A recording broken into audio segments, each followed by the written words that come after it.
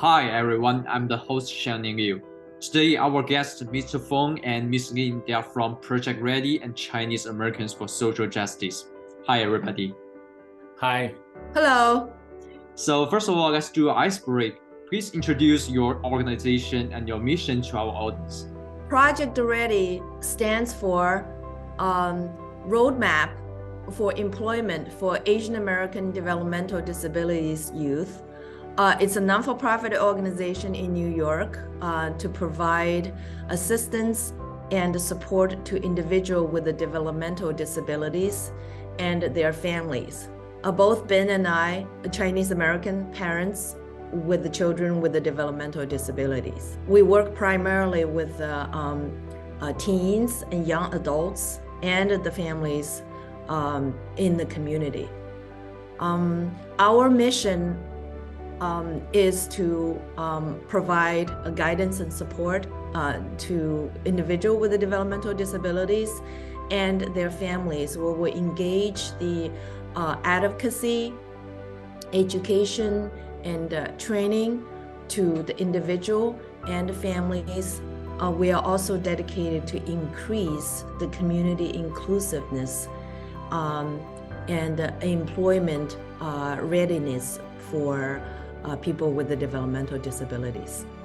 Yeah, we believe it will bring great values and have a very positive impact to our society as a whole. So I just adding something for Adele. First one, both of us, we are parents with a young child on the autism spectrum. My son is 24 years old now, so her son is 16 years old now.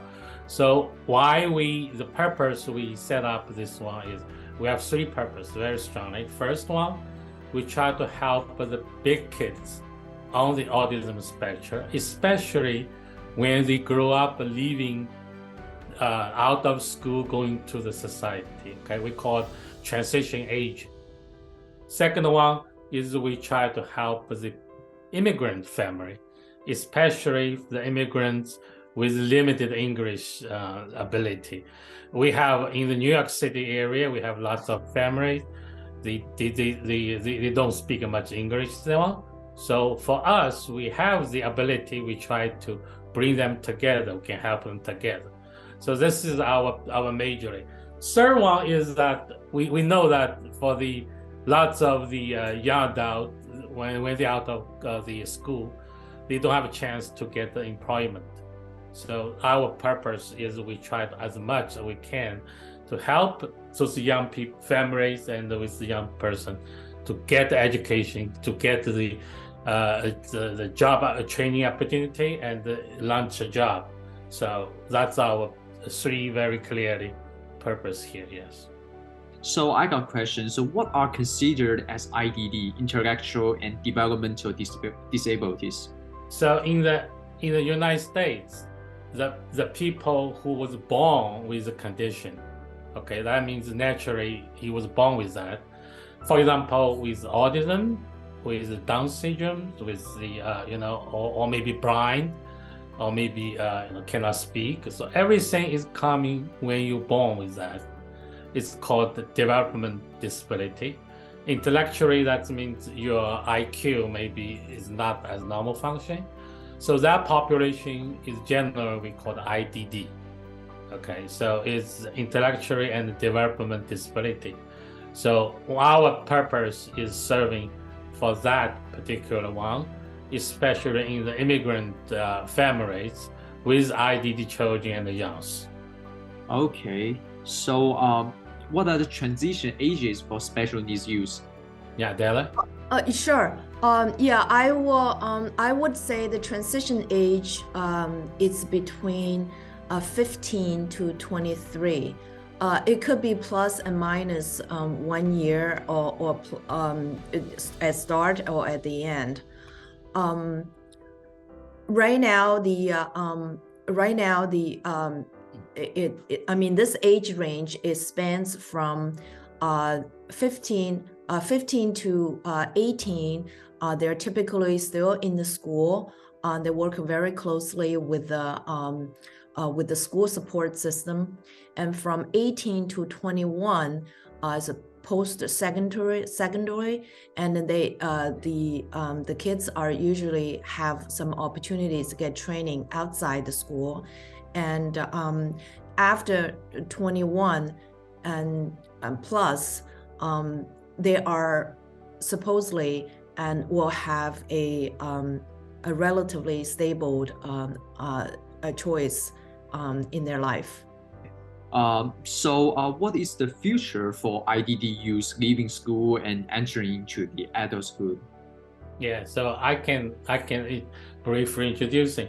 So in America, when you child have the disability, development disability, okay, so you have the certain laws from federal, from state law to protect them or to provide some services. So when your child with IDD leaving school, that means aging out from school, maybe 18 years old or 21 years old, they have some of the option for you to consider. Of course, some of them probably very smart, they can go to college, right? We still have lots of young people with autism, even with Down syndrome, they going to the community college, going to the 4 years college. Of course, they have certain amount of people there, but some of them, they don't have the ability to go further. Then we have two other options. One is entering the employment training, okay, the vocational training, leaving a job and working as any kind of the job they are able to do that. Then for those who cannot even have a ability to have a job, then we usually provide the day services. We call the day rehabilitation services. Basically, is just like a take care of you on the daytime program. This is the most popular one. Of course, they have many states have the group home, which is that you can live in there, have even 24 hours, 7 by 24 hours support of their one. But that's all depending on the state and on the federal resources. So this is a challenge here, and we don't, as a government, as the local government or state, they don't have any funding and resources to provide all the service. Suppose they have it, but they don't. In other words, the future is highly individualized, as been mentioned. It definitely depending on the individual, with the disability, and on the resources available to support the individual and the family. Okay, so sounds like you guys will face a lot of challenges. And what are these for Chinese immigrant families with special needs children and young adults? Yeah, so this is probably the question every parent will have their own worry and concern. Generally, what we're talking about, we just like Adela adding before, we're very clear right now that we can, if you have a children who don't have ability to live independent themselves, like going to college, have a job, living by their own, and know the future for them is first one. We're very clear right now. We cannot depending on the government provide service. That's no way the government, even in the United States, even some of the states like New York State, they don't have ability and the funding to meeting all the service requirement for those population there. Second one is, of course, we cannot depend on family. The family burden is very strong. You cannot living longer with your child, most of them, right? We have an incident right now in New York State. We found out the 59-old lady living with her mother, and the mother passed away, and now she lost out there. So second one, very clear, you cannot put all the burden on your family self. Okay, so you raise my family home, and now that doesn't work. That's not working. That you spend all your life there and did not have a good future. So that's what we try to do, is that we try to building a community organization or community level of the support for the family together. So maybe we have the same, same needs of the family. We working together, family helping family, parents help parents. So that is the purpose we try to provide, because they have a bigger gap between the needs and the service provided. And especially for the Chinese immigrant like us there, we lost a lot of opportunity. We did not get the same level of access to all the services. Many of them is because the structure, the system maybe have some flaw, did not reach us. But on the other hand, is we are not reach out enough. We are not make loud enough, tried enough to get the service for our children. Yeah. On top of what Ben mentioned, the challenges we share with other families from a different race, and the Asian American, especially the Chinese American families, also have challenges for the culture reason. There are a lot of stigmas about having a child with the developmental disabilities. They have we have traditionally, the culture has a somewhat of distrust of public resources, a distrust of government, and reluctant to reach out for the public help. Even the parents carry a huge amount of shame and the guilt inside. So these are all the challenges that the Chinese American community has to face and is reflect and need to overcome. Let's talk about another part of the future of your organization. So what are your plans to help these families? So we have originally is just the two of us. We saw so many so many things. We for example, my son is older, so I looking back at so many chances I missed. It's not because I'm stupid or I'm lazy, it's because I don't have enough the time and the resources going there. So that's what we try to do. Is our basically is a parents to help parents. So some parents already going through it, we can help the other parent coming out. If the parents have the ability to do organizations, everything there, we can help each other. So that's our purpose. I think it's very clearly we try to do is that it's just that we talking before. First one is advocacy and educate. Is the advocacy is right now we mostly study is educate our family ourselves. We need to figure out what are we going to do, give the children the best support, the best life plan there. Okay, just we talking about with Adela, so many stigma, so many our own cultural limitation or bias, whatever you call them. The Chinese people is not nice to the people with disability from history, thousands of years. Nobody, you don't see that, right? So that's a stigma. We have to break it out. We have to break out the shame and the guiltiness, the parents to our children. Okay, we have to encourage them to speak out, fighting for the children's rights, for the children's future, for children everything. Okay, that's the big one. But we know that we have a bigger gap between what we have it and also between what the outside the society has, especially as Adele said, with other community, right? The Jewish community, white community. Then you can see the service we got it is much less than them. So for us, we have the ability to communicate with other one. Then we try to build a bridge between Chinese community and all the other community, all the with governmental resources, the employment resource, everything there. So that's a big part. Our job is connecting. So we're connecting to our community to outside. Every resources we can have it. Of course, we have very detail. I think Adela can have a little more detail, like what is the current project we're doing, something there, right?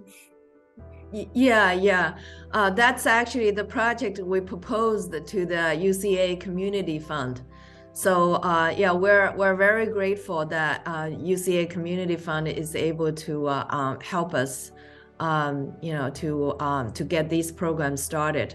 Yeah, as been mentioned, that we one of the focus specifically is advocacy and parent education.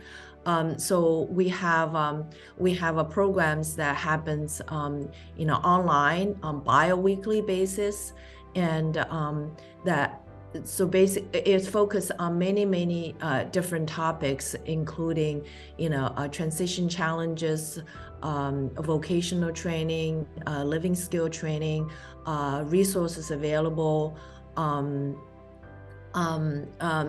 of the financial planning, legal support, teens like sex education, relationship, and all these different topics that we wanted to engage in in the parent education. We also have multiple channels to support the parents, and also advocate to the general public. We have a WeChat group.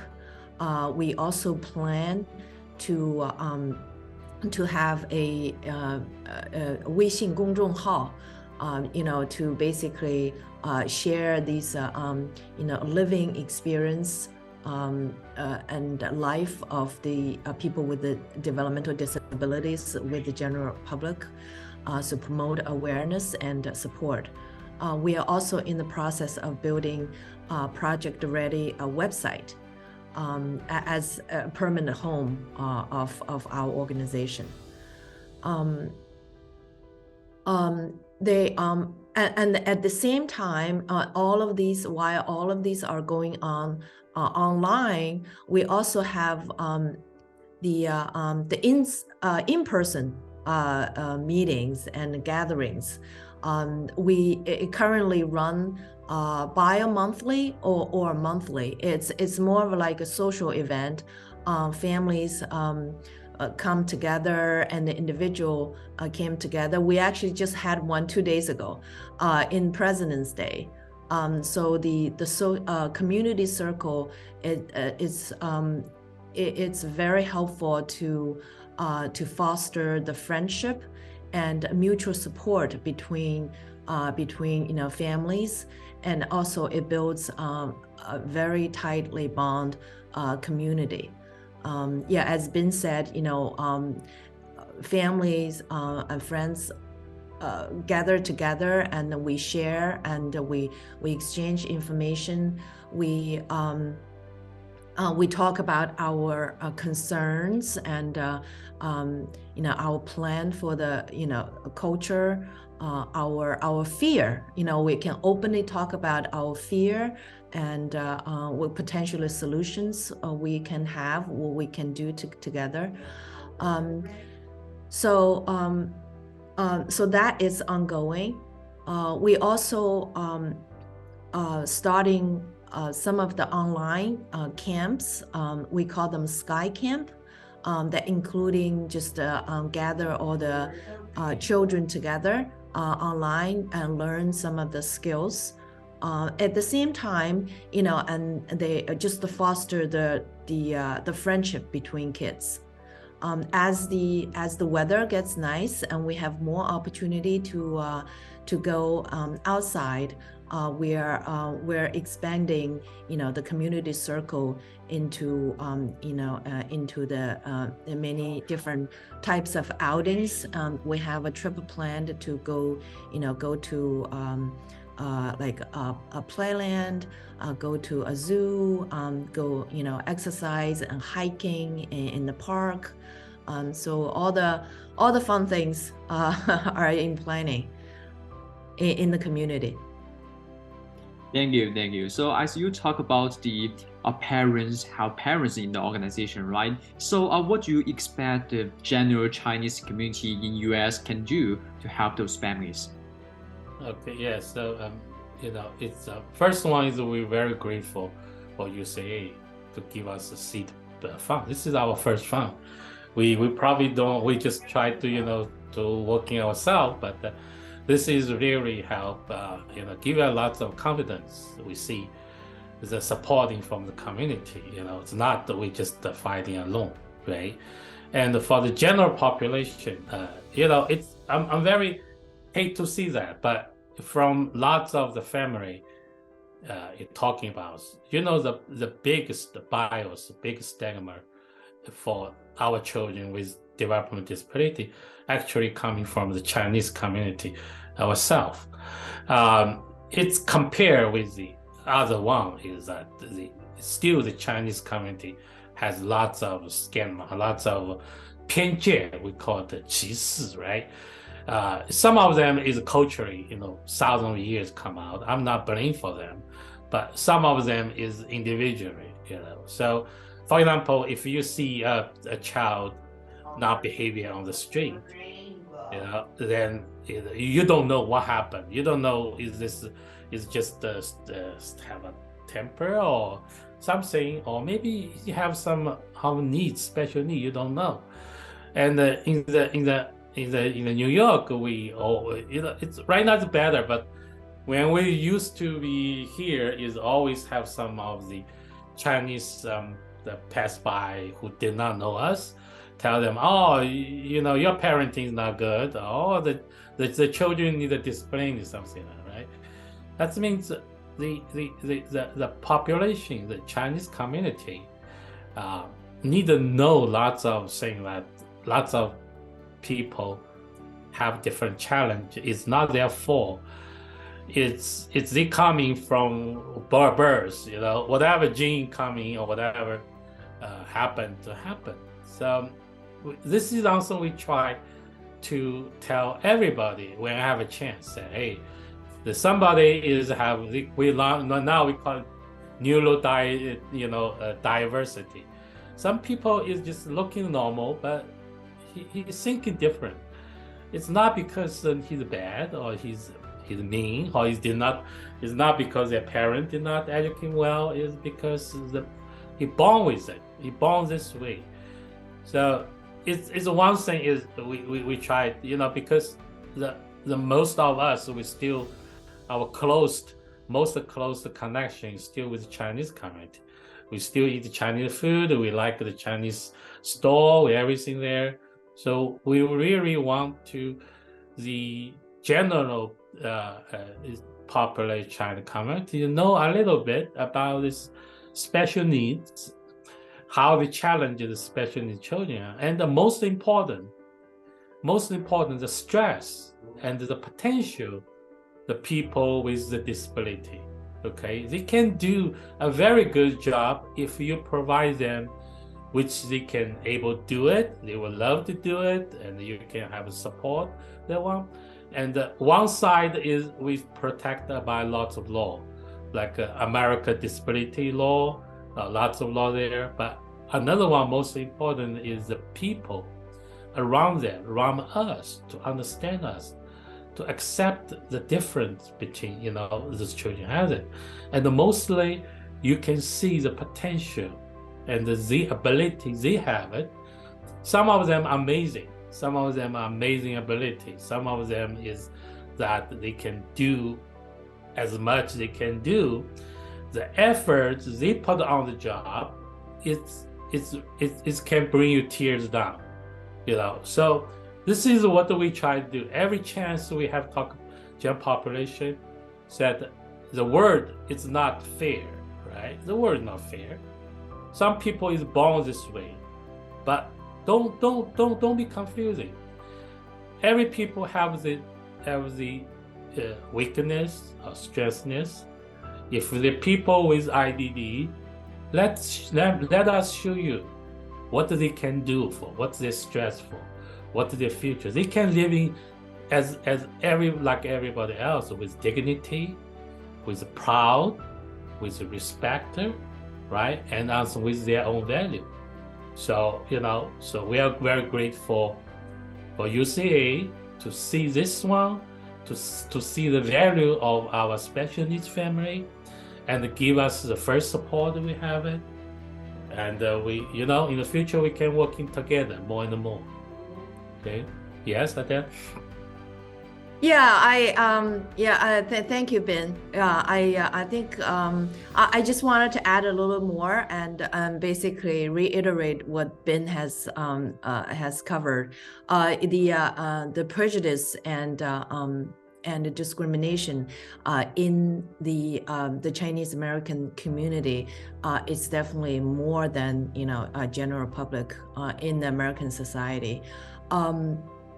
For culture reason and and many different stigmas coming from a long histories and carried into today, especially in this community. And I honestly think the reason why the families and the individuals in the community carries a high amount of guilt and shame. It's probably due to these prejudice and stigmas and the discrimination that still are going around in the community. So for the general Chinese community, I would say in the long term, if they can open up, know more about our community, and seeing them, especially the individual, not as a disabled person, but a person first. So he's a person first and deserve a life with a dignity and full potential. And then in that way, it's a two-way win-win, right? It's a win-win in two ways. On the one hand, it will be the families with the disabled children will be feel more happy to be open to the public with the challenges, open up to the community, open up to accept more help from public source. On the other hand, I think the Chinese community will be more united, it's a general improvement in their perspective. Hopefully, everyone can see there's ability inside every disability, depending on your focus and perspective. American says glass is always half full for everybody, even though for kids and families without this disability challenges, and they have some other challenges as well. It's very helpful to develop and promote the compassion in the general Chinese community. Thank you all guys. So from today's interview, I can feel that all of you have really brought great contributions to our community's families. Your organization, this is just a start. There will be more and more people who will be willing to join in and make a difference together.